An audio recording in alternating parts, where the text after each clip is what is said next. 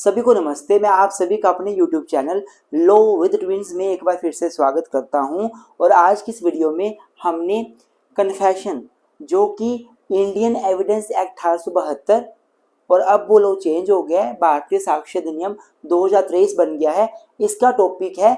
इसको डिस्कस करेंगे। All India बार examination के लेक्चर सीरीज का ये कंटिन्यूशन है। इससे पहले हमने बहुत सारे लेक्चर ऑल इंडिया बार एग्जामिनेशन के पढ़े हैं और ये उसी को आगे हम लोग कंटिन्यू कर रहे हैं। तो देखेंगे कि कन्फेशन क्या होता है, इसको कंसेप्ट पहले अच्छे से कंसेप्ट समझेंगे, फिर देखेंगे लास्ट ईयर में कैसे क्वेश्चंस पूछे गए हैं और कैसे एमसीक्यूज यहाँ से बन सकते हैं। तो आइए दोस्तों, आज की वीडियो शुरू करते हैं।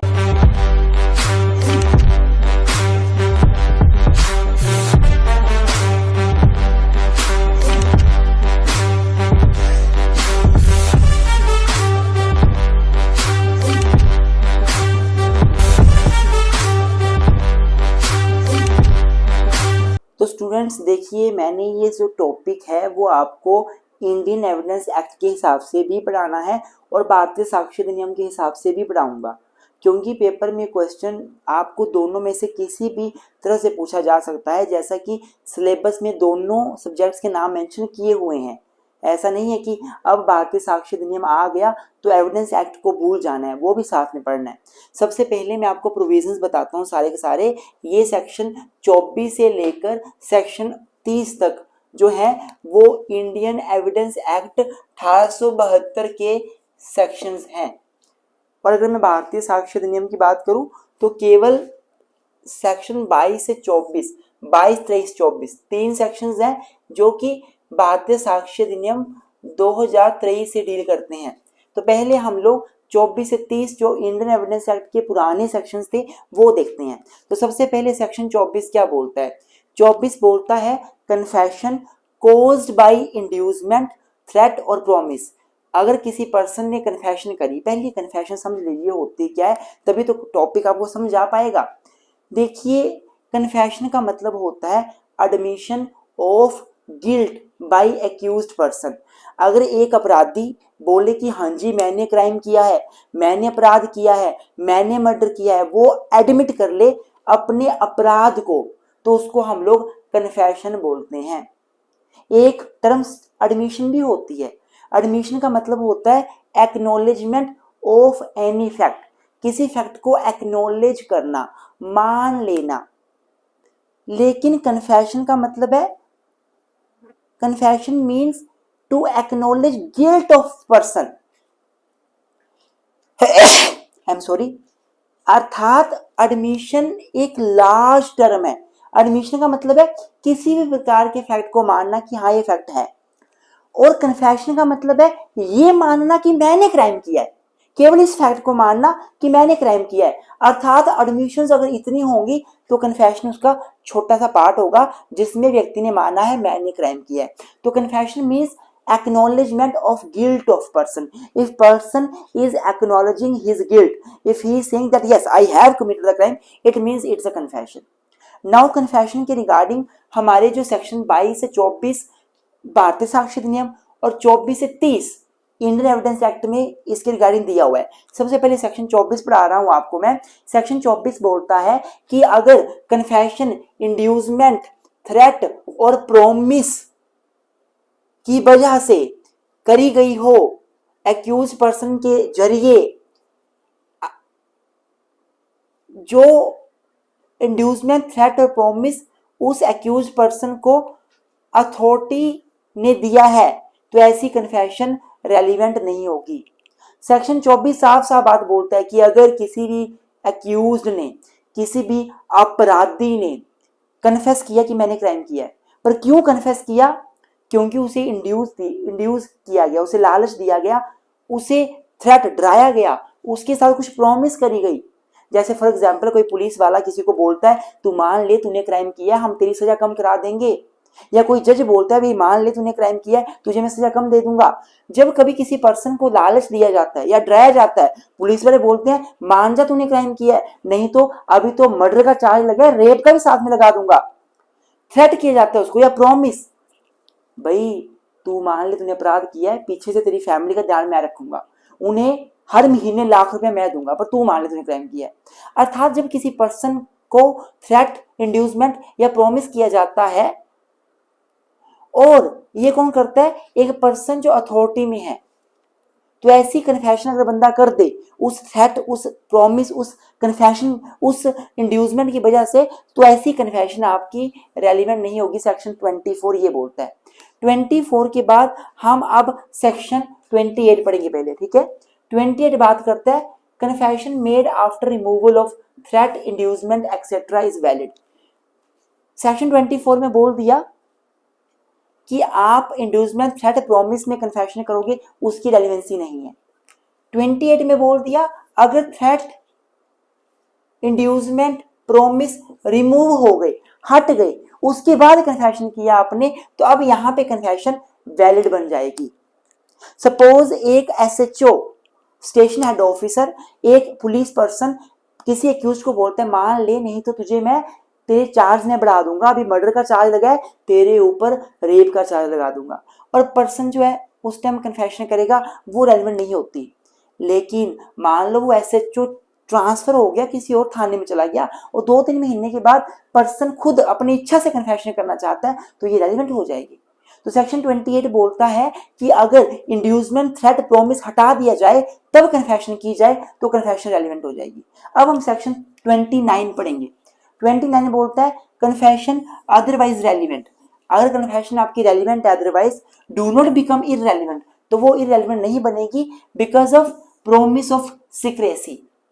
उसके बाद 2-3 पॉइंट्स वहां पे और भी हैं बेयर एक्ट में कि अगर कन्फेशन आपकी अदरवाइज रेलिवेंट है, ना कोई थ्रेट में कन्फेशन करी है, ना इंड्यूसमेंट में, ना लालच में, आपकी कन्फेशन अदरवाइज रेलिवेंट है, तो वो कन्फेशन इररेलिवेंट नहीं होगी इस ग्राउंड पे कि हम सीक्रेट रखेंगे, कोई सीक्रेसी के आधार पे किसी से कन्फेशन ले ले। अब कोई दोस्त बोलता है तू बता दे तेरे मन में क्या है, क्या हुआ था उस रात, मुझे बता दे, मैं कौन सा किसी को बता रहा हूँ, और वो कन्फेशन कर दे रो रो के, हाँ मैंने अपनी वाइफ का मर्डर कर दिया, हम लड़ पड़े और गलती से मैंने उसको चाकू से मार दिया, वो मर गई।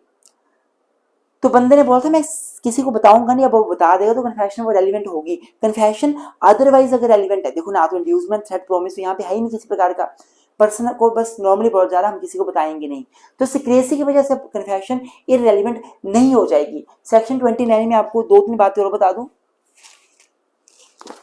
सेक्शन 29 में और क्या बोलो यहां पे,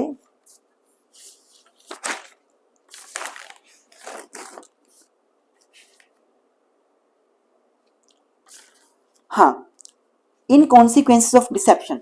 अगर किसी को धोखा दिया, किसी ने बोला किसी को खुले कमरे में कि यहाँ पे जो तूने बोलना है बोल, यहाँ कमरे में कोई नहीं है, अपने मन की भड़ास निकाल ले, और वो अपनी सारी बातें बोलता है, वहाँ हिडन कैमरा लगा हुआ है, सारा कुछ रिकॉर्ड हो जाता है, तो भी अगर कन्फेशन अदरवाइज रेलिवेंट है तो इस ग्राउंड पे इररेलिवेंट नहीं हो जाएगी कि धोखा कमिट करके कन्फेशन लिया गया।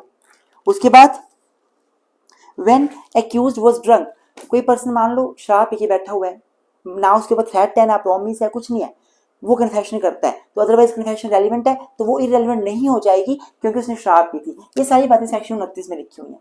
तो स्टूडेंट सेक्शन 24, 28, 29 तीनों आपने इकट्ठे पढ़ने हैं। 24 बोलता है पहले कि कन्फेशन इंड्यूसमेंट, थ्रेट, प्रॉमिस में दी गई होगी तो रेलिवेंट नहीं होगी। 28 बोलता है वो रेलिवेंट हो जाएगी अगर थ्रेट, इंड्यूसमेंट, प्रॉमिस जो है वो हट जाता है, और 29 बोलता है कि अगर सीक्रेसी, डिसेप्शन के आधार पर कन्फेशन ली गई तो वो कन्फेशन रेलिवेंट नहीं, रेलिवेंट हो जाएगी अगर वो अदरवाइज इररेलिवेंट नहीं है।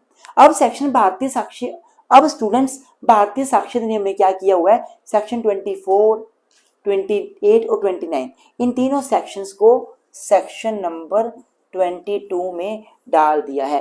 22 BSA ये इन तीनों सेक्शन को इकट्ठा डील करता है। सेक्शन 22 BSA पहले ये बात बोलता है, फिर ये बात बोलता है, फिर ये बात बोलता है, बस ये डिफरेंस है, बाकी कुछ डिफरेंस नहीं है। अब हम सेक्शन 25 पढ़ लेते हैं एविडेंस एक्ट का, इंडियन एविडेंस एक्ट 1872। ये बोलता है confession to police officer not to be proved. Confession अगर आप पुलिस ऑफिसर के सामने करते हो तो उसकी कोई रेलिवेंसी नहीं है। अगर आप पुलिस ऑफिसर को बोल दो मैंने क्राइम किया, कोई महत्व नहीं है उसका। अगर पुलिस वालों को आप लिख कर दे दो मैंने क्राइम किया, उसका कोई महत्व नहीं है। सेक्शन 26 बोलता है confession in police custody is not relevant accept in the immediate presence of magistrate. अगर आप पुलिस कस्टडी में हो, उस दौरान कन्फेशन करते हो, तो उस कन्फेशन का भी कोई महत्व नहीं है। हाँ, अगर वहां पे इमीडिएटली मजिस्ट्रेट होंगे, इमीडिएट प्रेजेंस, वहां पे मजिस्ट्रेट प्रेजेंट होंगे तो अलग बात है, तो वो कन्फेशन रेलिवेंट बन जाती है। समझने की कोशिश करना। सेक्शन 25 बात करता है बेसिकली पुलिस ऑफिसर के सामने कन्फेशन की। सेक्शन 26 बात करता है पुलिस ऑफिसर बेशक सामने नहीं है, कन्फेशन बेशक आप किसी डॉक्टर को कर रहे हो, कन्फेशन बेशक आप किसी दोस्त को कर रहे हो, किसी टांगा वाले को, किसी सब्जी वाले को, किसी हॉस्पिटल वाले को कर रहे हो, बट आप उस दौरान पुलिस कस्टडी में हो। फॉर एग्जाम्पल पुलिस वाले आपको पुलिस थाने से हॉस्पिटल लेकर जाते हैं मेडिकल चेकअप के लिए, और रास्ते में चाय पीने के लिए रुकते हैं, और वहां पे आप ढाबे वाले के साथ बोलते हो कि मैंने क्राइम किया, तो मतलब आपने पुलिस कस्टडी में क्राइम किया है, सॉरी इसका मतलब आपने पुलिस कस्टडी में कन्फेशन दी है, वो रेलिवेंट नहीं होगी। आप हॉस्पिटल पहुंच जाते हो, डॉक्टर के सामने बोल देते हो मुझसे क्राइम हो गया, पुलिस वाले कोई नहीं है वहां पे, पुलिस वाले बाहर है हॉस्पिटल के बाद, you are under surveillance of police, you are under custody of police, ऐसी कन्फेशन भी इररेलेवेंट होगी। देखो पुलिस के सामने या पुलिस कस्टडी में कन्फेशन कभी भी महत्व नहीं होता, उसका रेलिवेंट नहीं होती। क्यों?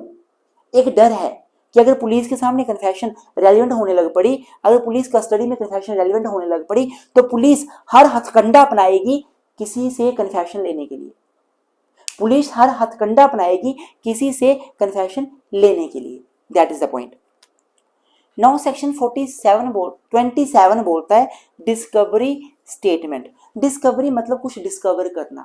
इसमें क्या होता है, अगर एक व्यक्ति पुलिस वालों को बोलता है कि मैंने क्राइम किया, और साथ में बोल देता है मैंने क्राइम करके ये पर्टिकुलर जो ऑब्जेक्ट है वो वहां पे छुपा दिया, पेड़ के नीचे छुपा दिया, पेड़ के टहनियों में छुपा दिया, या जमीन में गाड़ दिया, डेड बॉडी मैंने किसी का मर्डर करके आंगन में गाड़ दी, जमीन में गाड़ दी, और बाद में पुलिस उस बंदे को लेकर जाती है उस स्थान पर जहां पे उसने वो मटेरियल, वो डेड बॉडी, वो सामान, वो चाकू छुपाया है, और सच में चाकू पाया जाता है, तो जो डिस्कवरी वाली स्टेटमेंट है वो रेलिवेंट हो जाती है। सेक्शन 27 ये बोलता है।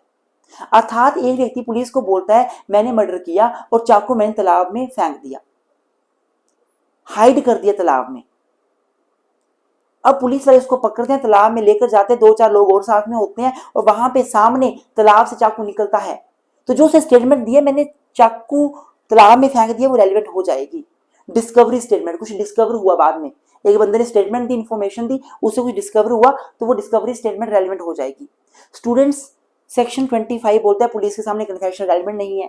26 बोलता है पुलिस कस्टडी में कन्फेशन रेलिवेंट नहीं है, लेकिन जब आप मजिस्ट्रेट के सामने कन्फेशन देते हो तो भी आप पुलिस कस्टडी में होते हो ना, तो वो रेलिवेंट हो जाती है। जैसे फॉर एग्जांपल किसी ने क्राइम किया और वो बोलता है मैंने कन्फेस करना है, आप सेक्शन 164 CRPC के तहत उसको मजिस्ट्रेट के पास ले जाते हो, या आप सेक्शन 164 CRPC है, या सेक्शन 183 BNSS है, आपने सेक्शन 183 BNSS के तहत जो है वो उसको मजिस्ट्रेट के पास ले गए उसकी कन्फेशन रिकॉर्ड करने के लिए, और जब आप उसको ले गए तो वहां पे पुलिस कस्टडी में तो बंदा था और मजिस्ट्रेट के सामने उसने कन्फेशन दी, तो वो रेलिवेंट बन जाती है, एक्सेप्शन है ना, मजिस्ट्रेट के सामने कन्फेशन रेलिवेंट हो जाएगी चाहे आप पुलिस कस्टडी में क्यों ना हो, अदरवाइज वो रेलिवेंट नहीं होगी। और सेक्शन 27 डिस्कवरी स्टेटमेंट की बात करता है, जिसके अनुसार किसी ने कोई स्टेटमेंट दी, उससे कोई फैक्ट डिस्कवर हो गया, तो वो जो फैक्ट डिस्कवर हुई, जो डिस्कवरी स्टेटमेंट है वो रेलिवेंट हो जाएगी। अब स्टूडेंट भारतीय साक्ष्य अधिनियम में क्या किया गया है, सेक्शन 23 में 25, 26, 27 इन तीनों सेक्शन को ऐड कर दिया, बस ये किया और कुछ नहीं किया। मतलब 24, 25, 26, 27, 28, 29 ये सारे सेक्शंस हमारे 22 और 23 BSA में खत्म हो गए। पहले 24 था, 28 था, 29 था, तीनों को 22 में ऐड कर दिया, सेक्शन 22 BSA में, भारतीय साक्ष्य अधिनियम में। पहले 25, 26, 27 था, अब तीनों को सेक्शन 23 BSA में ऐड कर दिया। अब लास्ट है सेक्शन 30 जो बात करता है कन्फेशन ऑफ को एक्यूज्ड, अर्थात एक व्यक्ति बोले मैंने और रोहन ने मिलकर राहुल को मारा, मैंने और रोहन ने मिलकर, खुद तो अपने आप को बोल रहा है मैंने मारा, साथ में रोहन को इंप्लीकेट कर रहा है कि मैंने और रोहन ने मिलकर राहुल को मारा। तो कन्फेशन किसकी? को एक्यूज, जब एक बंदा जो सह अपराधी है वो दूसरे को ही फंसा रहा है साथ में, तो ऐसी कन्फेशन रेलिवेंट होती है, कोर्ट कंसिडरेशन में ले सकता है। ये बात अब सेक्शन 24 बोलता है बीएसए का। तो देखो आपको इंडियन एविडेंस एक्ट के सेक्शंस भी क्लियर हो गए और भारतीय साक्ष्य अधिनियम के सेक्शन 3, 24, 22, 23, 24 भी क्लियर हो गए। ये तो हमारा एक कंसेप्चुअल क्लियरिटी हो गई। अब हम लास्ट के क्वेश्चंस देखेंगे, कैसे कैसे क्वेश्चंस पूछे हैं। कुछ केस लॉ से भी क्वेश्चन पूछे गए हैं, मैं यहाँ पे आपको नहीं बताया कंसेप्ट में, लेकिन मैं आपको एमसीक्यूज में वो डिस्कस कर दूंगा। आइए अब हम लोग डिस्कस करते हैं कि कैसे कैसे एमसीक्यूज पूछे जाते हैं इस टॉपिक में से। तो स्टूडेंट्स, आगे बढ़ने से पहले आपको बता दूं कि आप लॉ ऑफ द ट्विन्स से ऑल इंडिया बार एग्जामिनेशन का कोर्स बाय कर सकते हैं। हमारा कोर्स बाय करने के लिए आप हमें 9816343276 या 9816492276 98 164 92 276 या 98 166 34 276 इस पे व्हाट्सएप पे मैसेज कर सकते हैं आप। मैं कॉल करके भी